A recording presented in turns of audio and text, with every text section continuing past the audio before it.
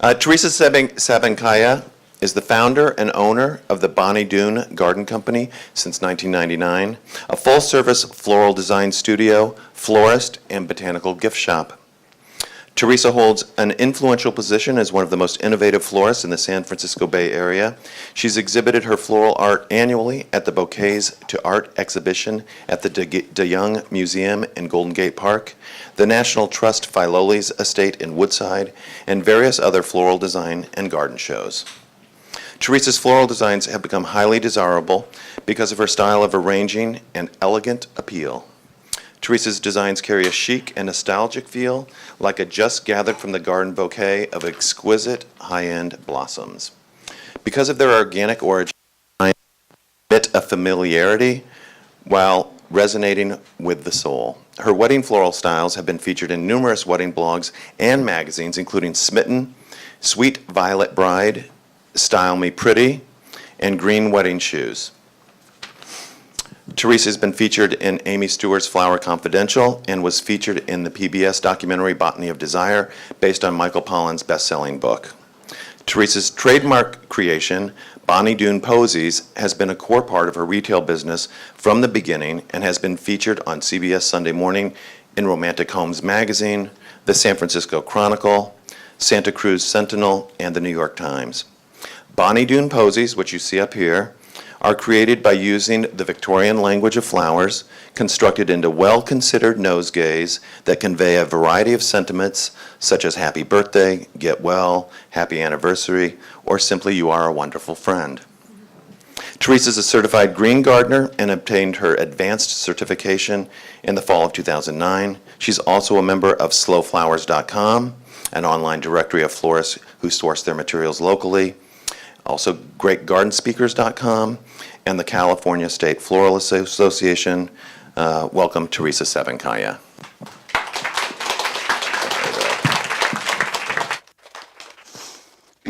Gosh, I feel it. I don't need to do my speech now.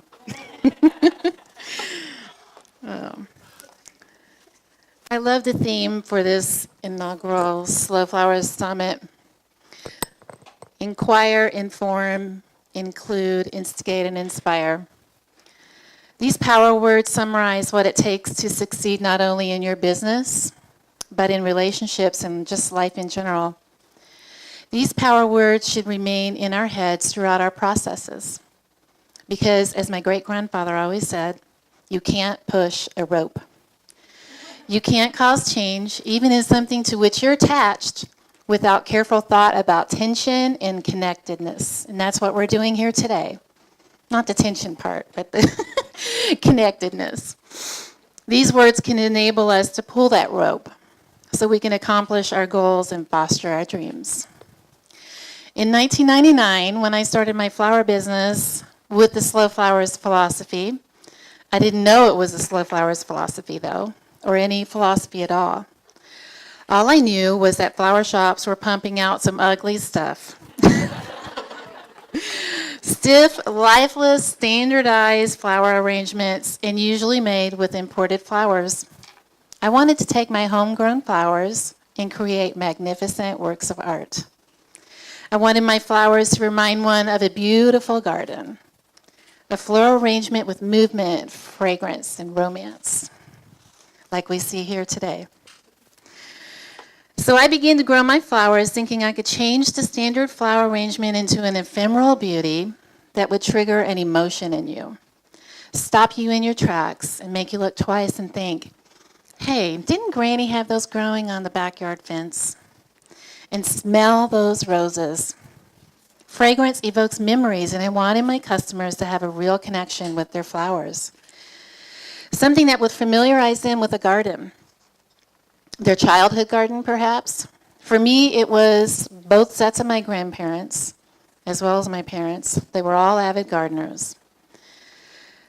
Prized daylilies by one grandmother, houseplants that could eat you alive by my other grandmother, blue ribbon African violets by my mother, and Pop's peanut plants were the hit of late summer for all of us kids. But imagine what a florist was back in 1999 when I started my business. Back then, a florist represented someone that shipped flowers in from other countries and made commercialized flower arrangements with usually no character at all. I didn't want to have anything to do with that. I wanted to use nostalgic garden flowers, herbs, and unusual greenery. Everybody thought I was crazy. So I set out to redefine what a florist is and how a florist does their business. Fast forward to today. Now when we think of a florist, we're starting to get a different picture, right? I think we're well on our way to redefining what a florist is. One who would ideally grow some of their own greens, or even an acre or so of blooms, and then they would source all their other materials from other local growers, and at least American grown. I was so anchored in my values and beliefs when I began my business, and I still am. I have never wavered on them, but I have compromised. When you're running a business, you have to walk a tightrope between the moneymakers and the washouts. And the washouts are the things that you usually really, really love, but they don't make any money. Those are the washouts. I have, after 18 years, finally found the sweet spot in my business. What do you mean? What do I mean by compromise, though? Well, sometimes I had to import orchids for a special order, or buy a rose from a conventional grower versus a sustainable grower. But I don't have to do that anymore. My wedding clients and day-to-day customers totally get what I'm trying to do, and I know that's why they're my clients. And that comes from a long and sometimes rough road of sticking to your guns. You can convince that bride or your day-to-day customer they don't need imported orchids, but instead they need some local sweet peas. I'm thrilled to say that it's getting easier and easier to source our local flowers. Hallelujah.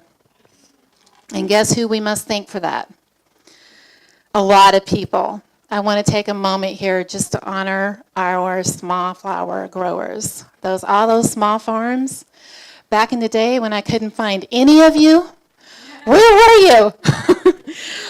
But you're all over the place now, and you're popping up more and more, and I just can't tell you how elated that makes me to have, I don't want to say mom and pop, but they're mom and pop farms popping up. You know, they've just got an acre and they want to grow some flowers, and it's making our job so much easier. And kudos to you guys, because it's not easy. It's not easy growing flowers, and it's not easy selling them either.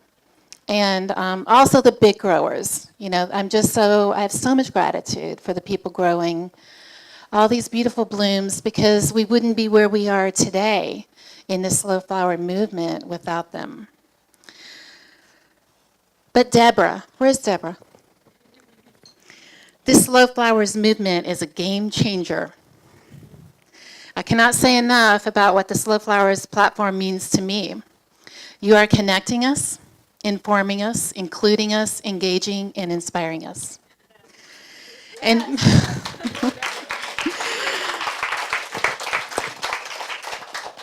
and before Slow Flowers, there was one little book that triggered a magnitude of thoughts from like-minded folks like me and you, and stimulated the Slow Flowers movement. That book was Flower Confidential. It was 3 years after I opened my shop in downtown Santa Cruz that I met Amy Stewart. She and I hit it off right away. Our mutual Texas accents getting stronger by the minute. As we talked and talked and talked about flowers, plants, gardens, and the flower business. And then she told me she was writing a book and wanted to include me in that book. We exchanged emails several times for a good while, me answering her questions with a lot more information that she probably wanted. And then one day I got a paperback book in the mail called Flower Confidential. I didn't know what to expect. It had been a while since Amy and I spoke, and I really wasn't sure how much of what we talked about would end up in the book. I just wanted to sit down and devour that whole book in that second, but I also just wanted to get to my part. So I began to thumb through frantically, and there it was. Chapter 9, page 237 to be exact. All I ever believed, all my silly affirmations and philosophies outlined and praised in a book, in a damn good book.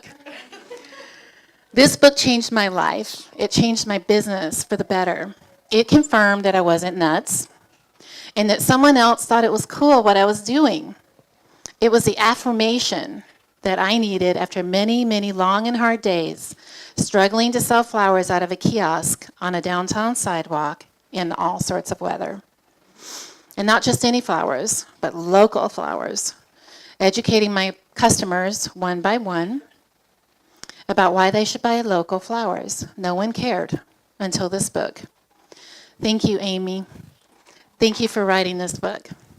With Flower Confidential, you exposed so many aspects of our industry, the good, the bad, and the ugly.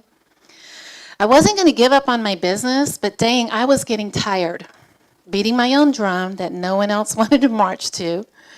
With this book, you opened up doors and inspired so many entrepreneurs. You gave them the push that they needed to step into this world of flowers as a business and to do it right, local, organic, and sustainable. And I know you're on to other things, but you are tethered to us, whether you like it or not. You're always going to be our hero for opening up that door for so many of us. So thank you. And then, as if that wasn't enough, a few years later, here comes Deborah's book, The 50-Mile Bouquet. I had pre-ordered that book from Bookshop Santa Cruz and went and picked it up after work one day. I came home to an empty house and sat down on the couch to begin that beautiful journey of read. When I began reading the foreword written by Amy Stewart, I was pleasantly surprised to find another mention of myself and my business philosophies. I'm not going to lie. I cried, and I cried hard. Oh, God, don't cry now. Okay. You see, another affirmation of my principles was set before me. This came after a particularly rough couple of years in my personal life. I had been struggling with a new diagnosis of type 1 diabetes. Yes, at 40 years old. That was my 40th birthday present. I had sold my flower shop and was just doing studio work, which was fine, because I needed more time to be a mother to my teenage daughters, as well as deal with my new health issues. These couple of years were rough in many ways, but I always walked around feeling like I wasn't done. There was something more that I needed to do with my business. Your book, Deborah, rekindled an old desire again. It triggered a longing in me to get back into the retail side of the business, to carry forward my dream of the flower shop reinvention. And just 1 year later, my flower shop fell back into my lap again, unexpectedly. I took this as an opportunity to jump on board again with a fresh and new energy. I wanted to help get this Slow Flowers train moving, and I was, and still am, going to do whatever it takes to get our local and American-grown flower industry back and stronger than ever. I am humbled and delighted that I have made the impression I have on both Amy and Deborah, and hopefully many more of you. To be in such great company with you guys and with Amy and Deborah gives me the juice I need to continue breaking barriers, reaching goals both personally and professionally. This is what I love about this summit. We can feed off of each other, gather ideas, share stories, and we're just going to walk out of here feeling anew and empowered. Again, our power words: inquire, inform, include, instigate, inspire. I'm going to keep these words in my pocket and never forget them. I'll use them daily to continue to foster my relationships and build my business. Now, I would like to share a short video with you. This is basically a very abbreviated biography of me and my business. I want to share this video with you for one reason. I hope to inspire you. Okay. It's okay. Okay. I want to make you feel like you'll never give up. Keep doing what your hearts tell you and have faith in yourself. Keep your morals and values about you always. Take the hits, but get back up with your heads held high. If you put your heart in it, you will succeed. And sometimes that success is not at all what you imagined, but keep your heart and mind open to every success, the bigs and especially the smalls.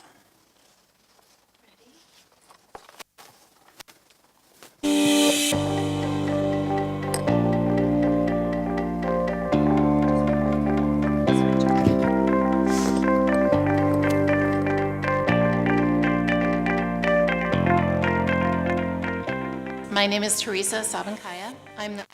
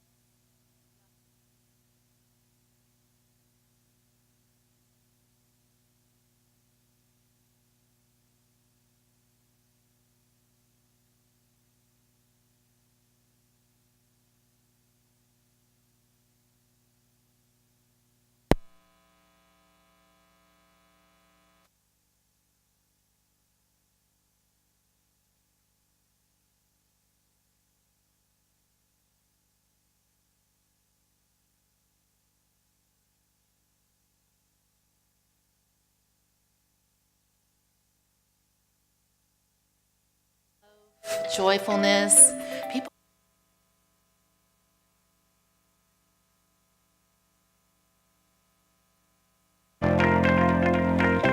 My name is Teresa Sabankaya. I'm the owner, founder, and creative director of Bonny Doon Garden Company. Amy Stewart featured me in Flower Confidential. She compared me to a 19th century florist, somebody who grows flowers and vegetables and would throw it on a horse-drawn cart and take it to the center of town and sell it. And I just thought that was such an amazing comparison, because when I started growing flowers, I thought it was odd that it was very difficult to find locally sourced flowers. It sort of triggered something in me to really do my business differently, because what I'm all about is using local, fresh materials, preferably organically and sustainably grown. The whole idea is contributing to the local economy. I know you want to feel good about your wedding and where things are coming from. It makes a big impact.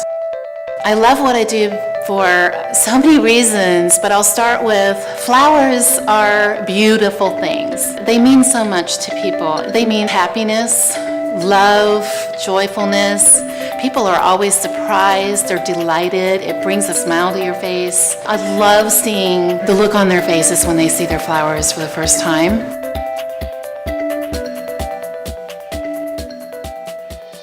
Now for some romance. I don't know, all girls like flowers. Make them smile for a minute, I don't know. We find ourselves at the Bonny Doon Garden Company, Teresa Sabankaya's tiny flower kiosk in the middle of downtown Santa Cruz, California.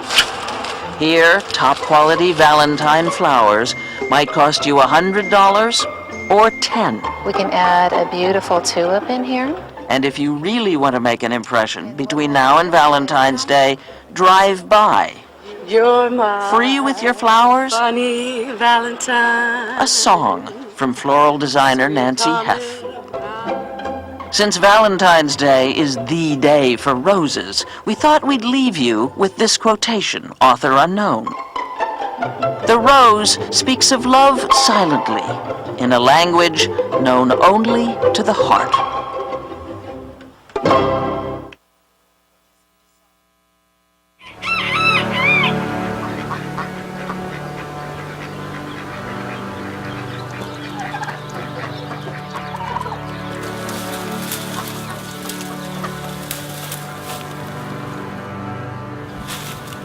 It's one of the most beautiful places in the world to me.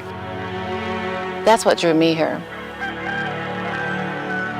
When I had married my husband and moved into the family property in Bonny Doon, this whole garden was basically a field of weeds, scotch broom, blackberries, and stuff like that.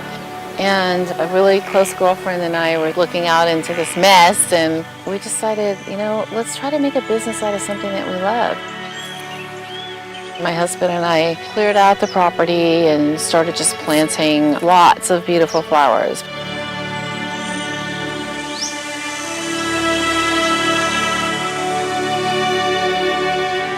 For a florist like Teresa Sabankaya, they basically have an endless spectrum of plants and colors.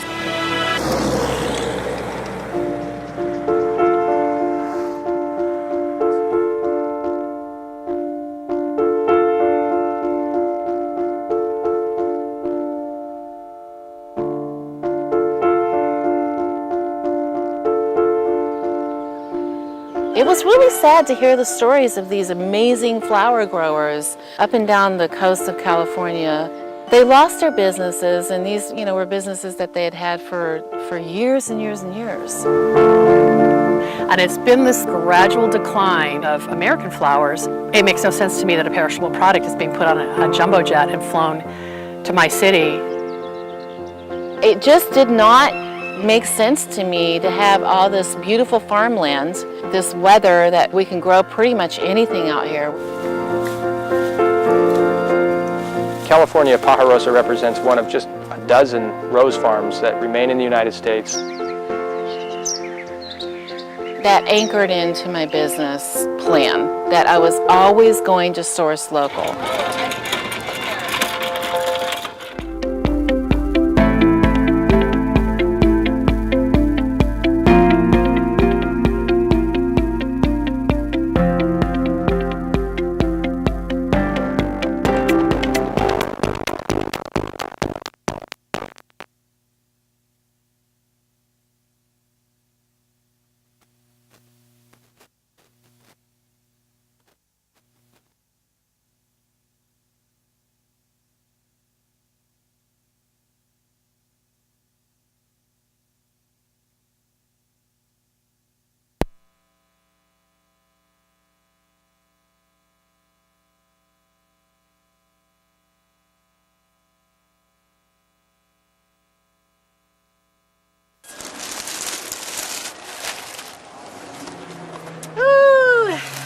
Ooh, we got some James Story.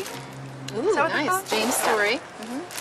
Oncidium. Oncidium. Dancing ladies. So are you growing the pinks or the... I am growing the pink ice pinks? proteas and the king proteas. Anywhere from 30 to 60% of the product, depending on the time of the year, comes from our gardens. I think people are drawn to flowers for a lot of reasons. And sometimes people realize that is incredible. The color is incredible. It's crystal clear. Each petal is perfect. How can nature do that? It's incredible. I like the colors in this one. The combination of the yellows and oranges with the vibrant purples. Teresa is like a florist from 100 years ago. It used to be that florists were people who grew their own flowers and sold them. You like that one, don't you? I definitely do. You're really resonating with the colors in that one. I like this. The idea of taking flowers out of a greenhouse or off a farm and bringing them into an urban flower shop, that's a relatively new idea. That's just 100, 150 years old, really. She started with a garden that was producing more flowers than she knew what to do with. And from there, she opened a flower shop.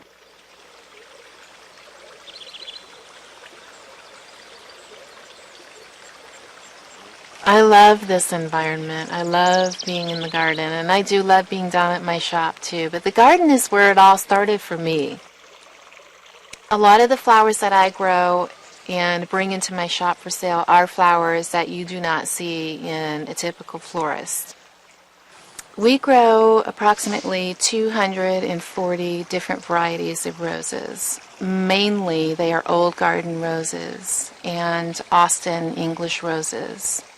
I am trying to bring back the old-fashioned garden flowers that have an emotional connection with people. When people come by the shop and we don't have a bouquet out like this, I can see a look of disappointment on their face. What they really are looking for, what they really want to smell is this, an antique garden rose. That smells like what a rose is supposed to smell like. It's elegant, It's beautiful and it's so fragrant.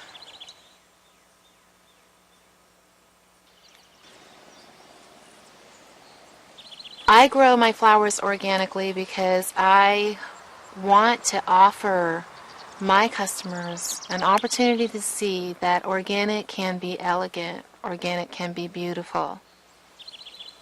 Sometimes a little bug will drill a hole through a petal. In general, in the cut flower industry, that would be bad, but we have found it to be a desirable trait. The imperfect beauty sometimes is what people appreciate, and they appreciate because it's not perfect. It's just different. It's that, I mean, when you see a perfect homogenized, mass production rose, it gets kind of boring. The modern flower trade is kind of consumed with the perfect flower, the leaf that is absolutely unblemished, the perfect petals.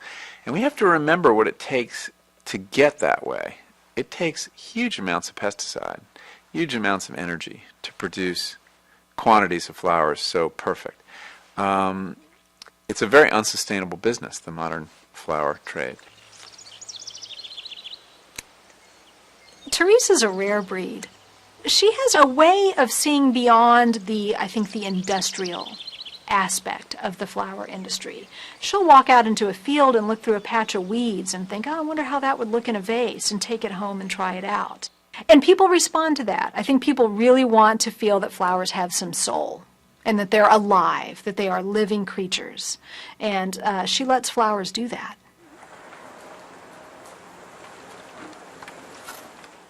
When I put together a little nosegay of antique old garden roses and take them down to our kiosk, they sell immediately. And I think they sell so well because, number one, they're different. And the second reason is it smells incredible. And you can't get away from that. It's just, it stops you in your tracks. And people have to stick their nose in it. And once you stick your nose in it, you're hooked. So it's hard not to walk away with it. You almost can't not get one. I know. Well, they're just happy. They're happy flowers. They are. They're beautiful. You go to the farmer's market now anywhere, and there's often somebody selling flowers. And these are the flowers in bloom now.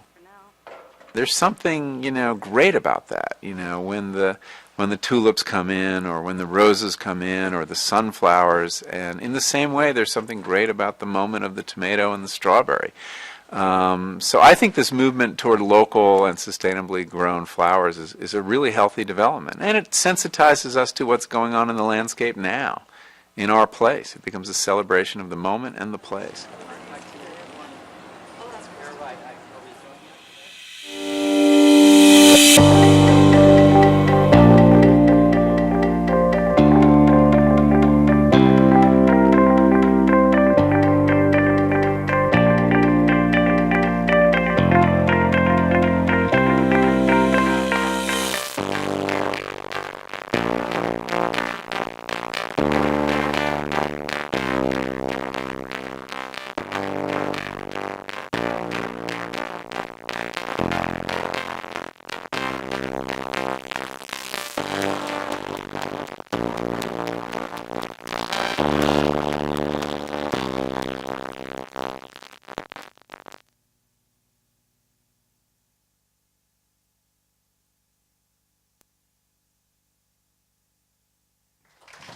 Thank you.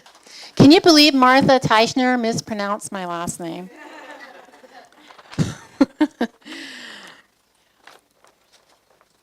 Okay.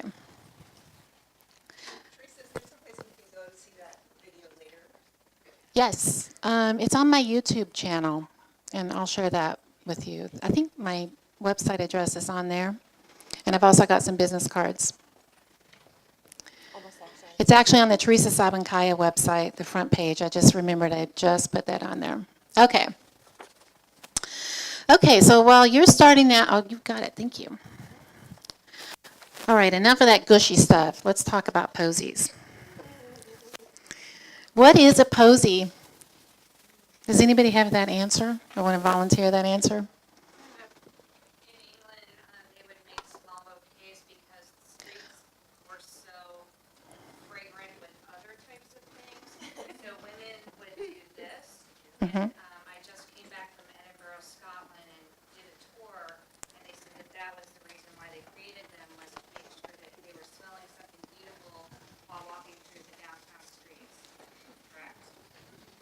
Very good. Well, you just took part of my presentation away.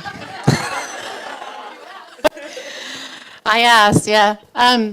Well, I have a technical definition of a posy. A posy is a circular gathering of flowers, plants, and herbs that convey a message in the language of flowers. And I'll talk a little bit more about the nosegay in just a minute. And you're right, that came about because that was prior to sanitation. So about 25 years ago, I became enamored, absolutely enamored with the history of the language of flowers. I've always been an avid gardener. I've always loved flowers, but I think it was Victoria Magazine had a story on the language of flowers, and they do, it was such a beautiful layout and everything. I read that, and that's what triggered the language of flowers thing for me. And then after that, I devoured every language of flower book I could get my hands on. If I do much more, we're going to have to move it to the basement or something. It's ridiculous. But one book in particular inspired me more than the other ones, and it's called Tussie Mussies, and it's written by Geraldine Lafar. It's not out of print. You can still get it. I need to talk to you. Yeah, okay. I have 3 copies of it. I'm pretty sure you can still get it on Amazon. Or at your local independent. Yes. From the kitchen. Wise words from the kitchen. Anyway, that book, Laufer, Lauffer. It's Geraldine Adamich Laufer. That's who wrote that book. The reason why that book really inspired me more than a lot of the other books was she was taking the age-old idea of communicating with flowers, and she would make these Tussie Mussies out of like maybe 3 or 4 elements, flowers, some maybe herbs, leaves, and creating one whole sentiment like happy birthday, get well soon, congratulations. And the wheels started turning in my head. But it's always been absolutely amazing to me that we can step outside in the backyard or in our garden, in a city park, and look around you, and the trees and the flowers and the plants that you see are telling a story in the language of flowers. That's just always been really fascinating to me. And I thought, wouldn't it be nifty if we could somehow bring this forward and create something modern with it so that we would want to use it today? Because the Tussie Mussie book was beautiful and inspiring, but it had a real, like a vintage feel. Like we don't put lace doilies, and moss and all that. I mean, it would be it just wasn't modern enough. So I basically created my own style of posies, and this is what you're seeing on the screen there. These are my rendition of a posy, so I've tried to keep it accurate. That's my mom, by the way. She came to one of my workshops. She's in Texas, and she was visiting for Mother's Day, and I had a workshop. So that was the first time I got to see my own mom make a posy. That was special. But I'm trying to keep it historically correct, but something modern looking. See, I mean, aren't those kind of modern looking, really cool? People would love to get that or make that. I made my first posy for my late sister-in-law. At that time, she was terminally ill. And I put together sentiments that would give her strength and hope and, support. And I gave that posy to her, and when I saw her reaction, I thought, I have to do something with this. I didn't know what I was going to do, but I did not want to let it go. I knew that we would, somehow we would find a way to bring this into our modern lives. And wouldn't it be cool? I mean, we need it more than ever because we're all so stressed and hurried. And what a beautiful thing to slow down and make selections from flowers and herbs and plants, and create these beautiful sentiments for our loved ones or for ourselves. I make posies for myself all the time. But I needed a vehicle to get this out there. In 2003, I bought my flower shop in downtown Santa Cruz, and this was the vehicle that I needed to start marketing my posies and reintroduce the language of flowers to people. And we started shipping them nationwide and delivering them locally. And little by little, through the years, through workshops and just educating people, we're pretty darn busy today shipping posies and delivering posies, I'm happy to say. As you saw in the video, there is a book coming. The posy book is in the works, these sweet little bouquets that tell a story in the language of flowers. I'm going to be featuring in the book, there's going to be lots of recipes and flower and plant resources, perpetual posy gardens that you can plant for year-round posy making, and a new modern floral dictionary. And I'll talk a little bit more about that while I'm up there making posies. I gave you guys a handout that's got a very abbreviated history of the language of flowers and a very abbreviated dictionary. I'm hoping to inspire you guys today with this little demo, and hopefully you'll walk out of here feeling like you want to start using the language of flowers, both in your personal life and your business. So without further ado, let's make some posies. All right, so the first posy that I'm going to make is called, we always title our posies depending on, what it's for, whether happy birthday or you just want to give something to a friend that's feeling down. The one I'm going to make today, I called it You Go Girl. Being it was inspired by this mug. Posies look beautiful in coffee mugs. Teacups are really hard because you have to cut the stems so short to get it to sit down in there. But goblets are my all-time favorite. The next one that I make, we're going to be making in a goblet. This you can get from Accent Decor. We sell almost all of our posies. They want this base.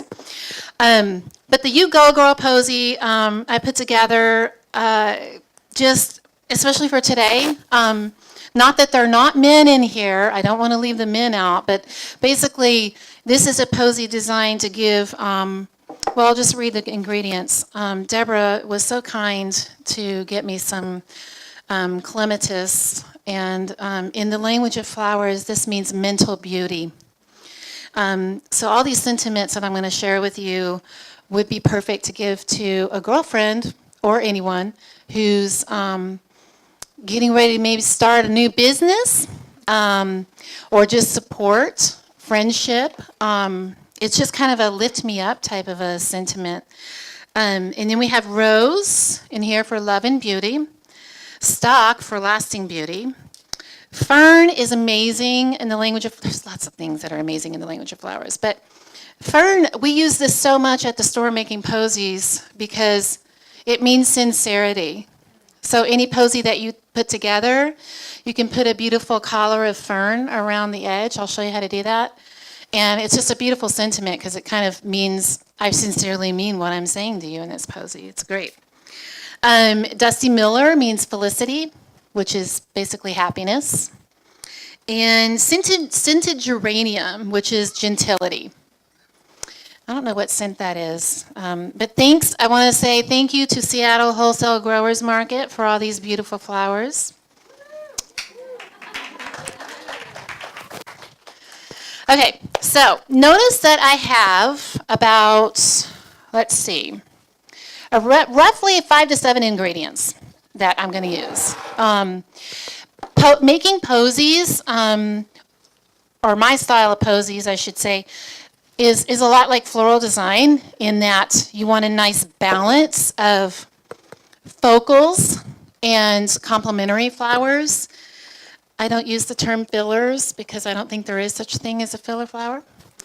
Complementary flowers and enhancements like berries or something like that. And some greeneries. Greeneries. Greeneries. Okay, so I have 1, 2, 3, 4, 5, 6. That's perfect. I'm glad that worked out right, since I just told you it should be that many. Okay, so I'm going to start making my posy with one of my focal flowers, these beautiful roses. And starting from the center, we're just going to work our way out. This is a lot like if you know the brides that want the club bouquets, you know, the real pave and tight and all that. Posies are a lot like that. And again, I mean, this is my rendition of what a posy should look like, and it has caught on. People love it. It's beautiful. It's aesthetically appealing. It's kind of romantic looking. There's a lot of texture packed into a small place. I think that's why people like it. And look at these sweet peas. Delicate pleasures. This is gotta have some delicate pleasures in there. What? Yes, delicate pleasures. Yeah. See? Now you want to use them, huh? So I'm just basically going around in a circle and filling in. It just happened that most of this stuff turned out white. It just happens to be one of my favorite palettes too. I do love color, but this just happened to be an all white and green posy, which is fine. It'll look pretty in the blue cup. Yes, I'm glad you asked that. That's part of, yep. So in the language of flowers, rose is a good example. I have in my floral dictionary on my website, it's very comprehensive. So what I've been doing through the years is compiling all the historical dictionaries into one. And rose is one of those flowers that has all these, it has what I call a primary meaning, which is love, beauty, and friendship. When you start getting into different colors, the meanings change. So a coral rose means longevity. Yellow is for friendship. But when you're making posies, if you don't want to do that, that's why we have a primary meaning of love, beauty, and friendship. And you don't have to use all three of those. Use the meaning that applies to what you're trying to say.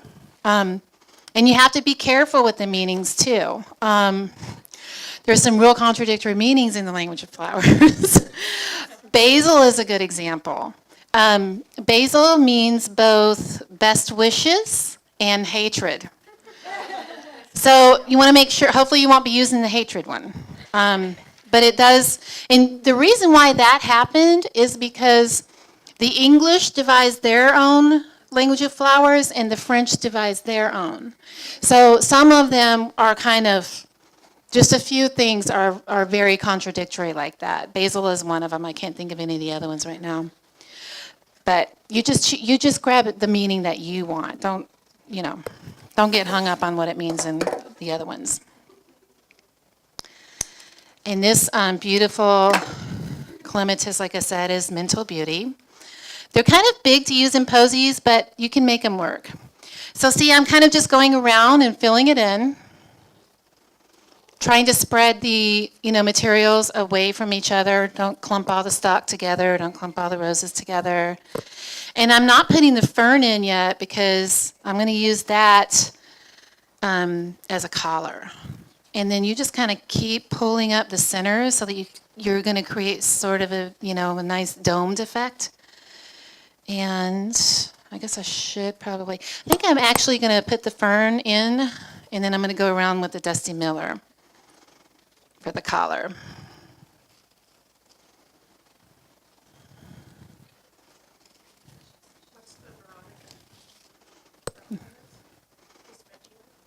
Which one? Oh, Veronica.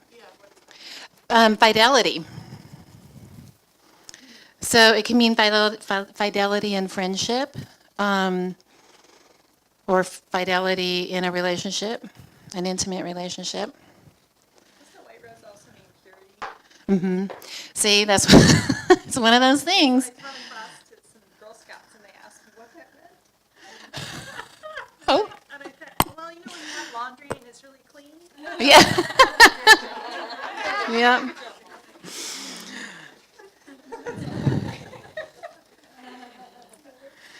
Yeah, it's been fun through the years, watching people learn to create sentiments, and of course we always have the jokester, who wants to send people thistles and nettles and, all those things.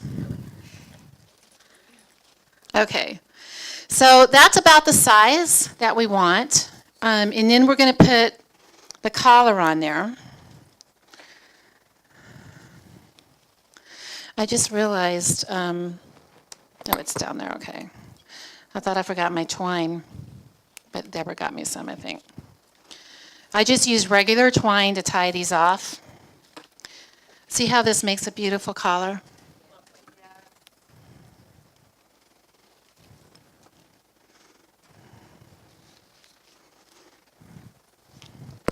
Oh, thank you, thank you. Okay, look at that. Isn't that beautiful? That's good. That's all. I can make that work. I'm so sorry. I should have gotten that ready before.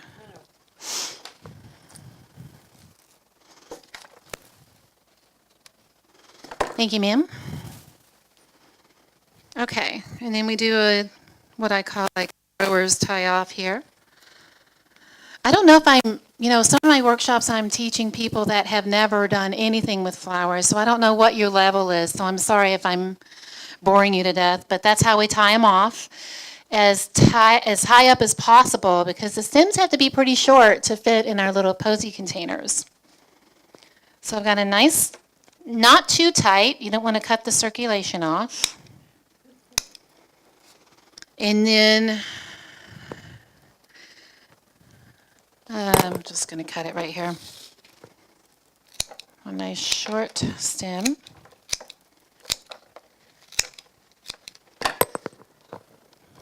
Water with flower food. And you guys noticed everything was all prepped magically? When you're making a posy, you want to prep it even more than usual, because see how this is kind of tight and paved? And if there's too much material in there, it's going to mold. So we really strip things down for posies. And then we pop it in our mug. And there you have our little posy. This is our You Go Girl posy, but it's not done.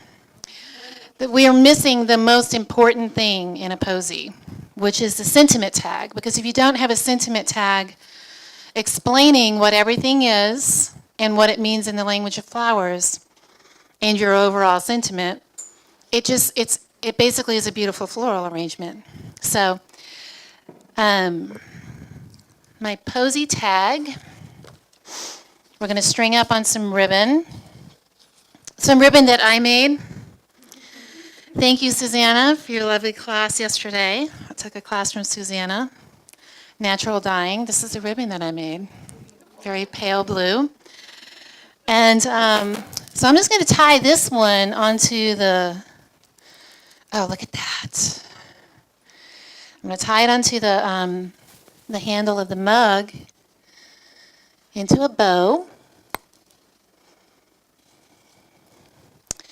And then string up my little posy tag. And posy tags, we have, because we sell so many, we have like a pre-printed design, and then we just go in on the computer and type out what we're using.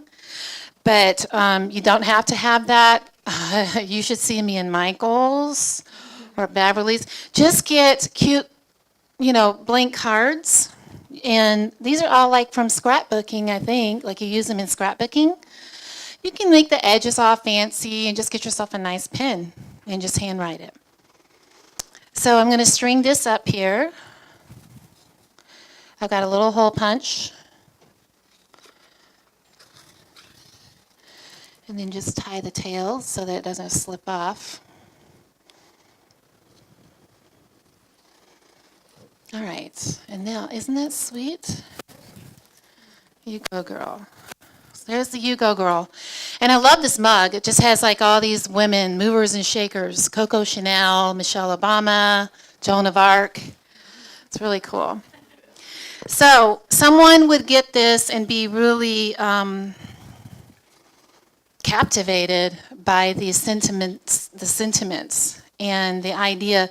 Listen, I've been delivering flowers from my shop to people's homes for 20 years now, and people are always so happy to get flowers. It's always a great, well, unless it's sympathy, then it's like, thank you, they close the door. But in general, people people are happy to get flowers. But when you deliver posies to them, and they're looking at it, and then they see the sentiment tag, and sometimes I'll explain it's a posy.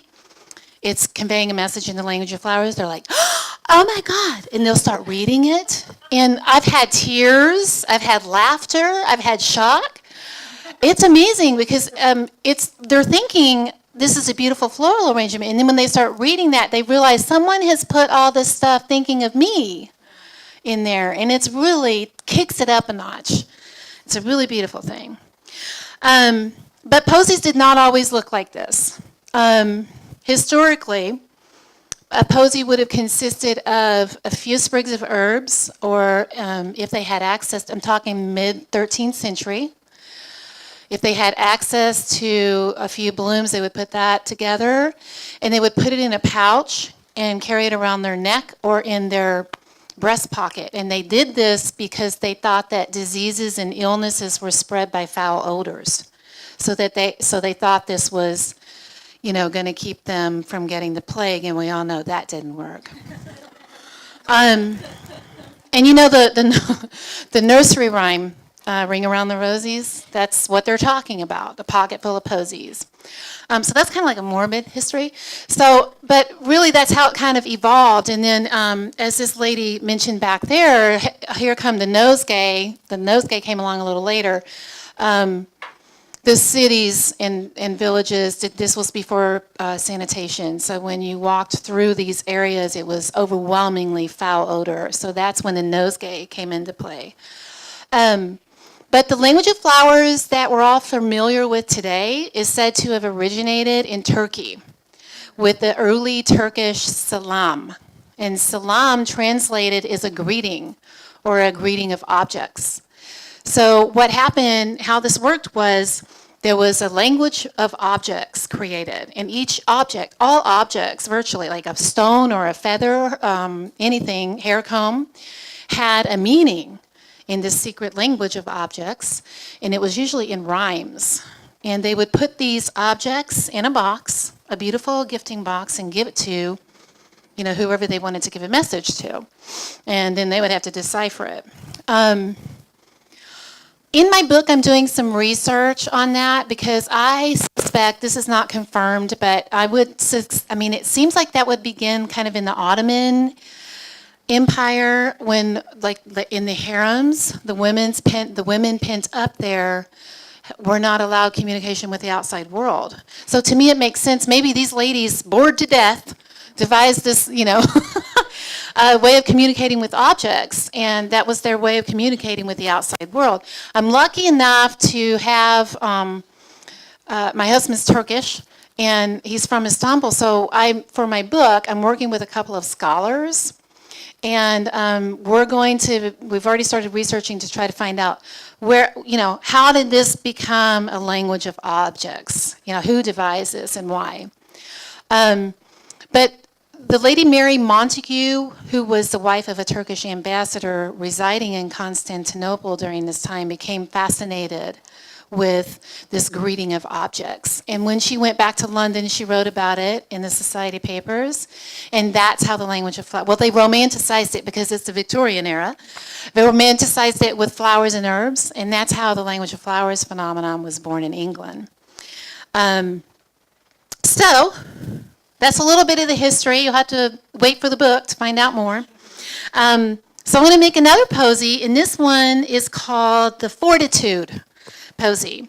Now, this posy, I designed this one last fall after my father suffered a massive stroke, and he was in the process of recovering, trying to get his language back and going to, physical therapy and his checking the heart and see what caused all this. So he needed, I was sitting there one day and I was like, I had already sent cards, and I said he loves mixed nuts, and I made him like mixed nuts and sent that, and I was sitting there one day and I was like, he needs something more. I couldn't be with him, he's in Arkansas and I'm in California. So, let's send him a posy. So I came up with this fortitude posy, and I put the things together just for him to give him fortitude. So strength and support and love and friendship and beauty and happiness, so that you can get through a tough time, And so that was in the fall, and I took pictures of it, which one of them, it's up there. It's the one with the protea in it. I put it on our website, and we have never sold as many posies as we are doing that one. We're delivering the Fortitude posy a lot. It's a beautiful posy, and the sentiments are just wonderful. Speaking of sentiments, in the language of flowers, it's just so cool that when they were creating these dictionaries, they would give plants and flowers names based on perhaps its growth habit, or if it's like super fragrant, or if it was like a gnarly invasive thing. So it's really interesting how they came up with all these names. Mint is warmth of feeling. So, when you put a mint in your mouth, it's warm, or, crush it and chew on it, it's warm. So I think it's really cool that, they used, the characteristics, to come up with a meaning. So warmth of feeling, this is another element. Well, it couldn't have anything to do with my garden is invaded by it, but we use a lot of mint because it's warmth of feeling. Again, it's like fern. It's a beautiful thing to use in posies because you want to have that warmth of feeling, whatever it is that you're saying to the person. Okay, so mint. Now at home, I use in the Fortitude posy, and the one that we sell from the website has bamboo in it. And bamboo means strength. Another thing, see, bamboo means strength. It's a very, very strong wood. So that's why they put that name on it, or that definition. And then we've got this beautiful oregano, which I think Lisa has some in her hair. This is for happiness. Oregano for happiness. We've got a protea here for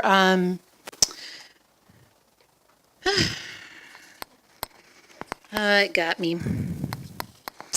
It's diversity and loyalty.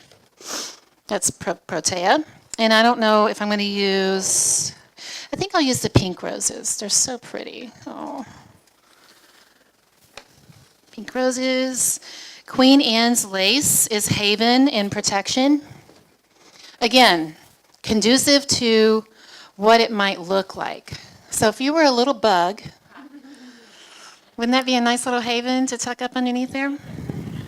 I'm making all this up. I don't know if that's why they did it, but in my mind, I think that's why they called it, named it or gave it that definition. Oh. Okay, and then scented geranium for comfort and gentility. Okay, so again, starting in the center with a rose. And again, we're taking a lot of this stuff off because we don't want mold and mildew.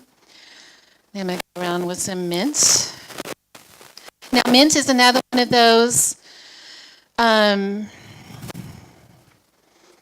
elements in the language of flowers that has a primary meaning, and then now you get into all the different, I'm talking not mint, geranium, comfort, gentility, but then when you get onto all the pineapple, rose, all the different scents, there's different meanings on that.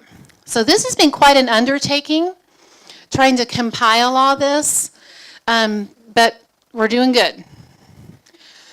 We're doing good. It's huge. In my sleep.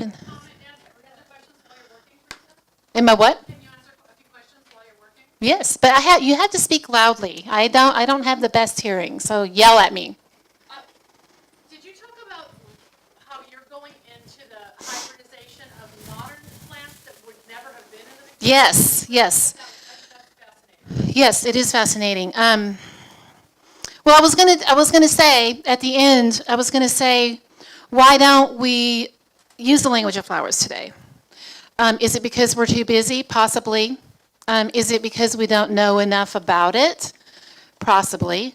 But I think part of it is because when you look at all the language of flower, everyone that I've ever seen, there's always something missing that we see today that we want to use. So you just kind of like put it aside maybe and forget about it. A perfect example is coleus. Coleus looks beautiful in posies. A little tip though is you can't cut coleus when it's real green and what I call infant stage. You need to wait till you get a little bit of woodiness on the stem to use coleus, and by that you can look at the stem of peppermint. It's about to go woody because there are little brown dots on it. This is the perfect time to cut it, and the same applies for coleus, which happens to be in the mint family because it's got a square stem. So I researched back, like, okay, it's in the mint family. Well, mint means warmth of feeling. Well, coleus doesn't, I mean, we got to do something different with coleus. So I looked at the characteristics of coleus. What does it look like? It looks like intensity.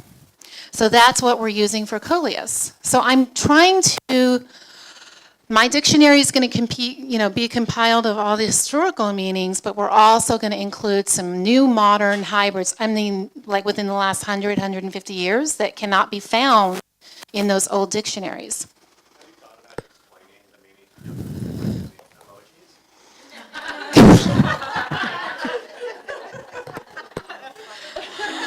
Yes. Please tell me that you'll be doing this. I've done tons of research on dahlias, obviously, 'cause that's all I grow, most of what I grow. So I hope there's a section on dahlias in there. 'Cause I have my own meetings and stuff too. Yeah. Well, I found that lots of contradictory and yep. meanings and I'm going to try, I have already started trying to clear that up and define that better. And again, it comes because, that happens because, during the 1600s, actually, late 1600s, mid 1700s, everybody was writing language of flower books. There's like hundreds and hundreds of them out there.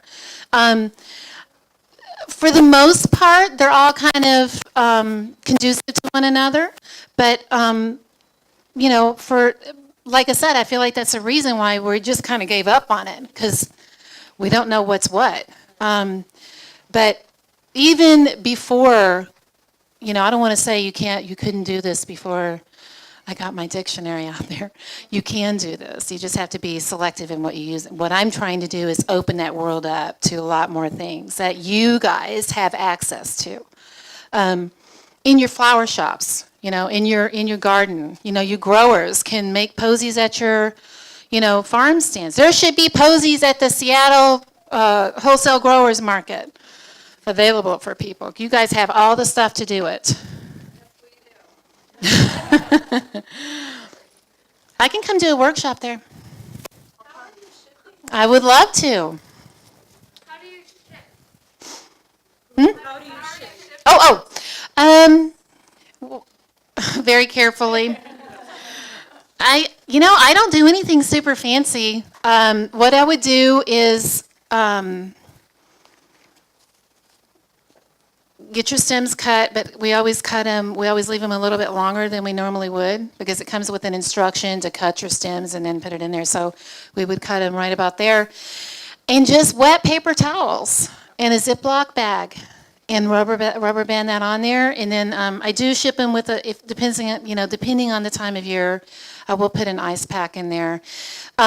We don't ship a lot because it's so expensive. I can't get a good rate with FedEx.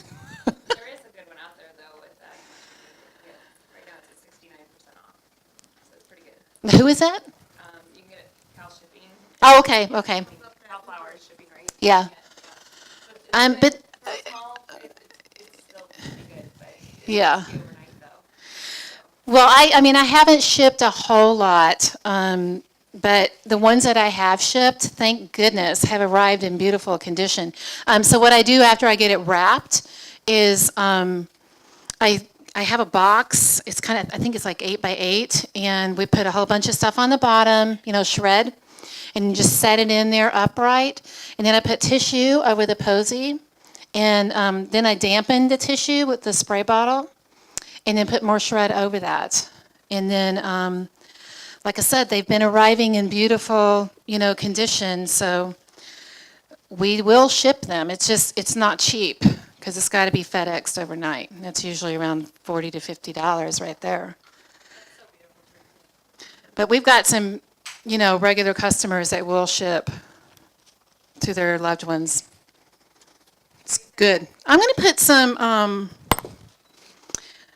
geranium. I thought I had a little more Dusty Miller, but we need a collar because see how my rose is kind of floppy over there? So I'm going to finish this off with a beautiful collar of geranium, and that kind of supports my rose. I tuck this in all the way around.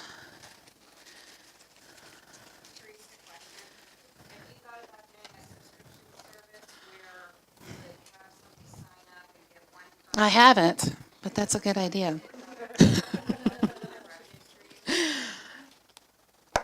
I mean, right now we're just busy with local deliveries. I'm so thankful for that. Like I said, that Fortitude posy is keeping us busy. Everybody wants that one. It depends on the container, but the Fortitude posy, usually I will have 3 proteas in a Fortitude posy, and sometimes we'll put hypericum in there because that means protection. So that one we sell for $68. Yeah. Yeah. This vessel, where did I get it? What was the question? With the vessel. Yeah, with the vessel. Yeah. See, I'm so hard of hearing. Too many loud concerts when I was young.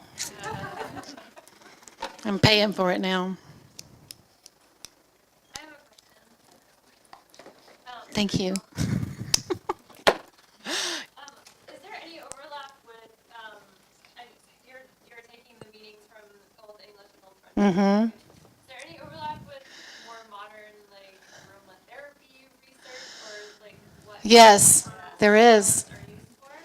Yep, and that makes it all the more, not complicated, but comprehensive. Because, flowers have medicinal qualities. Do they mostly match up? Yeah, most of them match up. Yeah.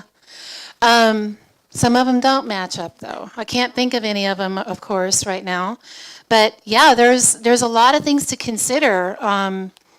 Flowers and plants medicinally have been, a part of our history for hundreds and hundreds of years. And the language of flowers is kind of at the tail end of that, really. I mean, they were using medicinal plants well before the language of flowers. But my daughter is making smudge sticks, and we're trying to incorporate the language of flowers. Her little recipes, it's kind of tricky because her recipes have to have the same meanings as the aromatherapy meanings, because there's also aromatherapy meanings in flowers and plants. That's been another challenge, but they're beautiful, and they work well. Look at that. Isn't that pretty? So that's Fortitude posy, yes.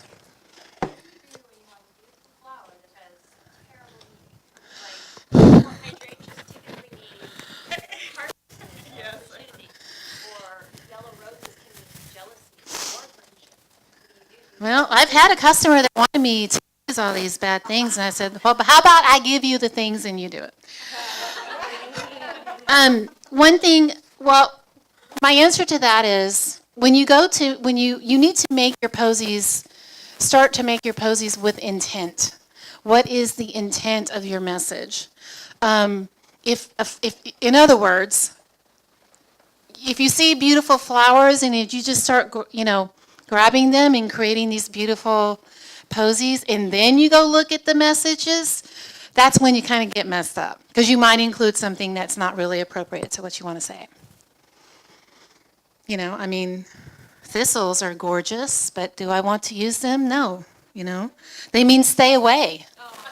So that's not very nice.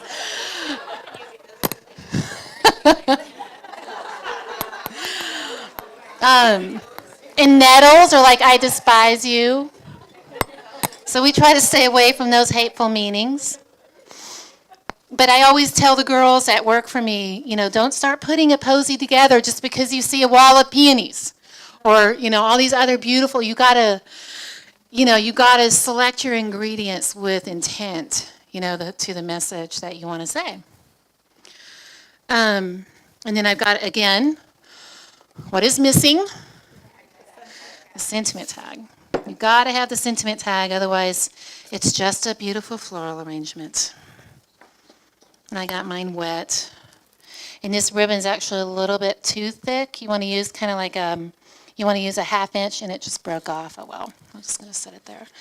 About a 1/2 inch and 1 inch ribbon is perfect for posies. Can you read the tag to us? Yes, Fortitude. Peppermint, warmth of feeling. Rose, love and beauty. Protea, loyalty. Oregano, happiness. Queen Anne's lace, protection. Scented geranium, comfort and gentility. Did I miss anything? I wanted to get almond, because almond means hope. I thought that would be good to put in the Fortitude posy. And also it's something different, So there it is. You guys have any more questions? Do you often use edibles? Edible flowers? Yeah. That'd be kind of cool, edible posy. Another idea. Maybe I'll put that one in the recipe, the recipes. Yeah. So see, that's that crossover. The edibles and the aromatherapy stuff. They all. It really. You can get really creative with this. Really. I did make some little. Last year at one wedding, the bride was absolutely fascinated with the posy. So she had a big posy for her bridal bouquet. And then we did little herbal posies for the guests to take home. And we couldn't use fresh flowers in them because you couldn't use like the stuff that dies. So we had to use all kinds, like we did oregano and lavender and all that. And it was really pretty. And then, but what she was going to do, though, is do like a tea posy. So everything would have this beautiful language of flowers meaning, but it also, you just dry it out and, strip the leaves off, and it would create a language of flowers tea. Oh, it's just endless. We sell, I have this amazing neighbor who owns a soap company, and she does goat milk soap. And her and I got together, and it was over wine. So we did. all good things happen over a glass of wine now. I came up, I said, can you make a language of flowers posy soap by using the essential oils of some of these things? So now we have these soaps. We have Enchanted and Charmed and Turkish Bath. And all the things are created, the essential oils create messages in the language of flowers.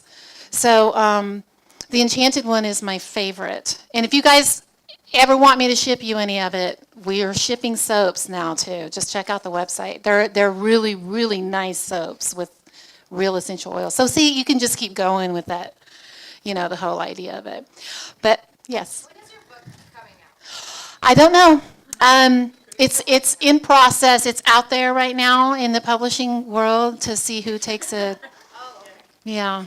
So it's at that, but it. Fortitude. We're wishing you fortitude. Thank you. I need fortitude. Yes. I will get it out there. What it says in my proposal is I can turn in a manuscript in a year. So maybe next fall. Doing all this work, I feel like, the book is all in pieces right now, but I have all these, I've got professional photographers, and I've been working on the dictionary for about 11 years. So I think it just needs to all come together, and wish me luck, because it is out there in the world right now. So send it some good vibes. I will get it out there one way or the other. Do you include any other countries' meanings? Like in Asia, there's Chinese meanings. Yes. I haven't touched into that world yet, but because the Chinese language of flowers is another whole world, and I haven't ventured over into that area yet. But yes, thank you for noting that, because there is a lot of other meanings in Asia, that you guys have your own language of flowers that you've developed over there. Yeah, yeah, it would be. I was just going to say, it seems like such an interesting way. You mentioned French and English Yes. cultures. It seems like such an interesting way to specifically connect with Northern European Yes. and like our cultures that we come from, Mm-hmm. and actually like name it as that too. Like, Yeah. wow, what a cool way to connect to everything. It really is. And through my, I've been doing Posey workshops for several years now, and I watch people in the workshop make those connections. Like, some people don't have, any idea or any interest for that matter, but when you find a kindred spirit in that, and, you start talking about what the language of flowers, what it means to you, and it does bring people together like that. It's beautiful across cultures too. Because, where my husband's from in Turkey, even though it originated there, like here, a few people know about it, but the ones that do are really, really into it. So it's just, like I said, it really opens up doors, and I hope that today has inspired you guys to kind of dip your toes in it and see, where it takes you. It's, as far as business goes, I think it's a wonderful. It'll add like another dynamic, to your menu there. If you can start kind of educating people about what language of flowers means and creating these little sentiments within people.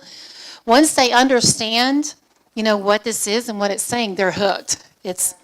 They want posies, and I've got people. Some of my best customers are men. Men absolutely love it. I mean, women do too. And I don't mean to like separate it. Everybody loves it, but I don't know how it happened, but some of our best posy customers are men.